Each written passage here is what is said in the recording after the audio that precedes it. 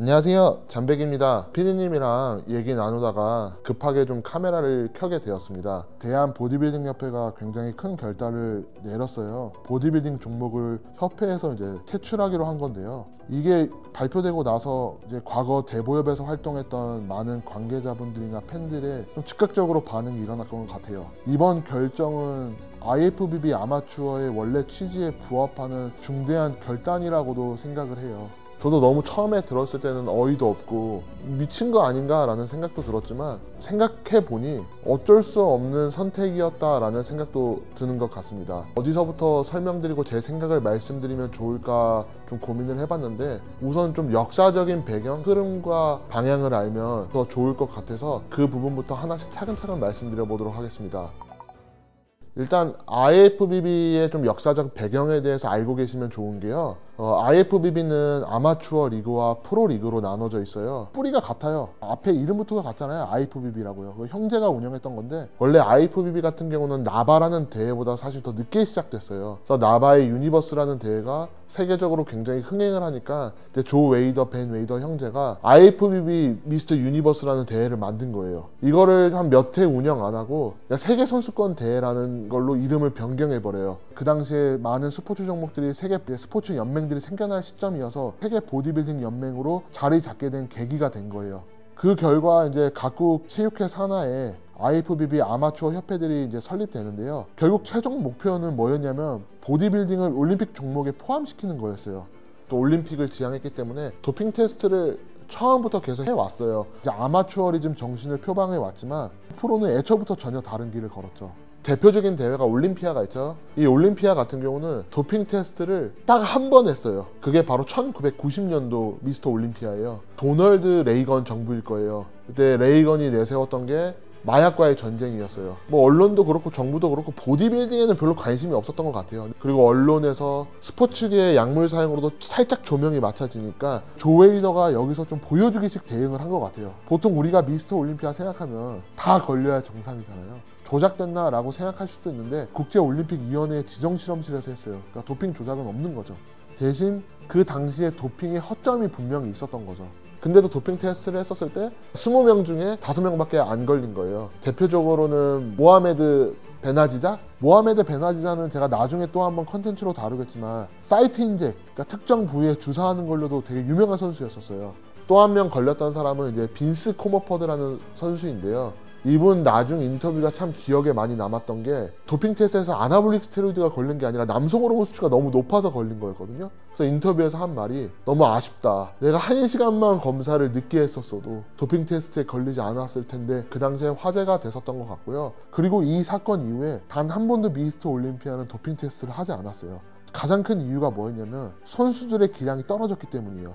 그리고 실제 그 당시 올림피아를 좋아하던 올림피아 팬들도 도핑이 없는 보디빌딩 대회를 원치를 않았대요. 프로리그와 아마추어 리그는 근본적으로 시작부터 지향점 자체가 완전히 달랐어요. 실질적으로 지금 대보에서 종목을 이렇게 급하게 바꿔버리면 대보 소속으로 뛰고 있는 선수들에게는 날벼락이 떨어진 게 아닌가. 지향하는 채점 기준도 좀 다를 거예요. 보디빌딩을 지향하셨던 분들한테 있어서는 정말 날벼락이죠. 지금 뛰고 있는 선수들을 어떻게 할 것인가에 대한 구체적으로 미리 좀 논의가 있었으면 좋았을 텐데, 그런 거 없이 클래식 보디빌딩으로만 간다고 한다는 게 그 부분이 조금 아쉬웠던 것 같아요. 신장이 좀 작은 사람인 것 같은 경우는 키에서 마이너스 100을 해요.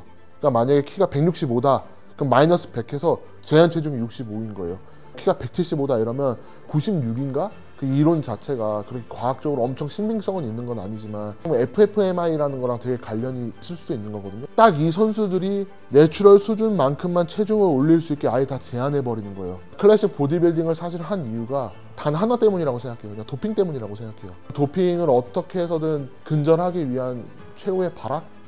그러면 이제 세계가 아니라 한국 보디빌딩 현실에 대해서 좀 들여다봐야 되는데요. 고등학교 때 저는 전문 엘리트 보디빌더가 아니었는데 누구나 약 쓰는 거를 저도 알 정도였어요. 저와 비슷한 나이대에서 시합을 뛰어보신 분들은 전 다 공감하실 거라고 생각해요. 이거에 대해서 어느 누구도 문제다라고 생각하는 사람도 없었다고 봐요. 이게 사실은 잘 지켜졌어야 되는데 잘 지켜지지 못했기 때문에 사실 지금의 상황까지 온 거거든요. 그러니까 한국 보디빌딩이 그나마 좀 다른 점이 있다고 하면, 이름은 다르지만 일본도 전국체전이라는 게 있어요. 엘리트 선수들을 위한 굉장히 중요한 대회거든요. 일본 같은 경우는 애초부터 이 보디빌딩이 전국체전 종목이 없어요.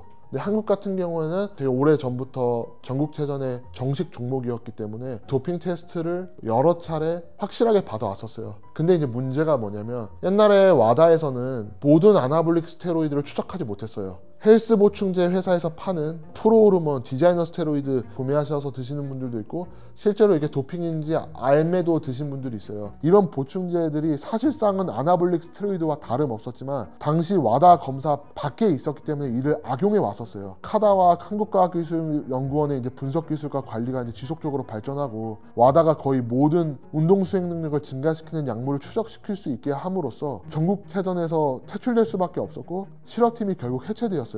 그 전에부터 계속 말이 나왔어요. 이제 도핑 걸리면 끝난다는 말은 옛날부터 나왔고 대한 보디빌딩은 끝났다는 게 저뿐만 아니라 모든 분들의 생각이었어요. 근데 저는 조금 나중에 와서 다르게 생각한 게 뭐였냐면 대한 보디빌딩 협회 IFBB 아마추어의 종말이 아니라 사실 저는 시작이라고 생각했거든요. 왜냐하면 지역에 실업팀이 없어지고 전국체전에서 퇴출당한 자체가 도핑 테스트가 엄청 철저하게 이루어지고 있다는 가장 강력한 증거예요. 그리고 여기서 이제 진짜 내추럴 선수들이 나오기 시작하면 다시 체전까지도 사실 갈 수 있는 거거든요. 그래서 저는 사실 이거를 대한 보디빌딩 협회의 멸망이라고 생각하지는 않습니다. 이 시점에 꼭 짚고 넘어가야 할 문제가 있는데요. 그게 바로 사설 내추럴 대회예요. 제가 또 이 발언하면 왜 사설 대회를 뭐 비난하고 대한보디빌딩 협회를 띄워주려고 하나? 저 대한보디빌딩 협회에 아무런 관계도 없고요. 내추럴 사설 대회가 활성화되기 시작한 게 대한보디빌딩 협회가 추락하면서부터예요. 이걸 이제 또 하나의 사업 모델로 삼고 많은 사설 대회가 생겼단 말이에요. 옛날에는 대한보디빌딩 협회 외에는 그 어떠한 대회도 존재하지 않았어요. 사설 대회 같은 경우는 도핑 시스템이 검증되어 있지가 않아요. 도핑 테스트에 대해서는 어느 누구도 대한보디빌딩 협회 도핑 테스트가 강하다는 것에 있어서 부정할 수가 없는 내용이거든요. 그럼에도 불구하고 이런 발언을 하면서 사설 대회를 뛰는 게 저는 사실 조금 아이러니했어요. 결국 내추럴이라는 단어를 내세우지만 실제로는 검증이 불가한 상태이거든요. 더 아이러니한 점은 과거 약투 시절에 편가르기를 하면서 IFBB를 비난했던 일부 내추럴 선수들이 정작 IFBB 프로리그에서 내추럴이라는 이름의 대회가 신설되자 그곳으로 대부분 옮겨갔다는 사실이에요. 지금 인지도 높은 내추럴 선수들 대부분이 IFBB 프로리그에 소속되어 있거든요. 결국 사설 내추럴 대회들은 내추럴을 내세우지만 내추럴 검증을 할 수 없을 뿐더러 내추럴이라는 단어를 이용하고 싶은 사람들만 많이 저는 또 끌어모았다고 생각을 해요. 그리고 많은 분들이 생각하는 것들 중에서 좀 아쉬운 게 약물을 사용하는 선수들이 약물을 사용하지 않는 내추럴 선수들의 자리를 빼앗았다라는 생각을 가지고 계시는 분들이에요. 다 아시겠지만 보디빌딩은 비인기 종목이에요. 한 번도 주목받아 본 적이 없어요. 굉장히 냉정하게 보면 오히려 약물 선수들이 있었기 때문에 내추럴이라는 상징적인 단어를 통해서 저는 주목을 받았다고 생각을 해요. 근육질의 몸으로 건강미를 강조하고 싶고 내추럴이라는 타이틀을 유지하면서 동시에 프로 선수들처럼 스포트라이트를 받고 돈을 버는 것은 이상이지 현실은 아니라고 생각해요.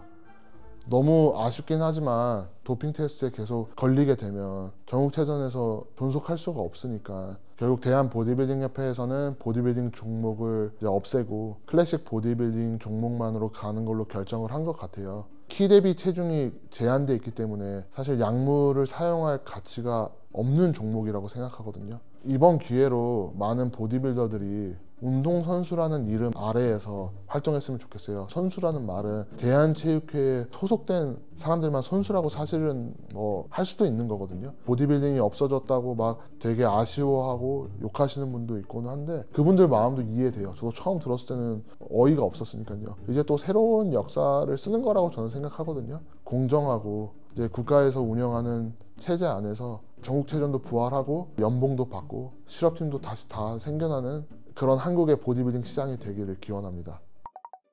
뭐 감히 발언을 해도 되는 사람인지 모르겠지만 제 생각을 한번 가감없이 솔직하게 말씀드려보는 것도 좋을 것 같아서 PD님이랑 급하게 촬영을 하게 되었고요. 그리고 사람마다 가치관은 다른 것 같아요. 생각하는 것도 다르고 관점이 완전히 다를 수 있는 거기 때문에 다른 생각을 가지고 있다고 해서 비난하지 말아주시고 다른 생각이 있다면 얼마든지 댓글에 편하게 남겨주시면 좋을 것 같습니다. 오늘도 시청해주셔서 감사합니다.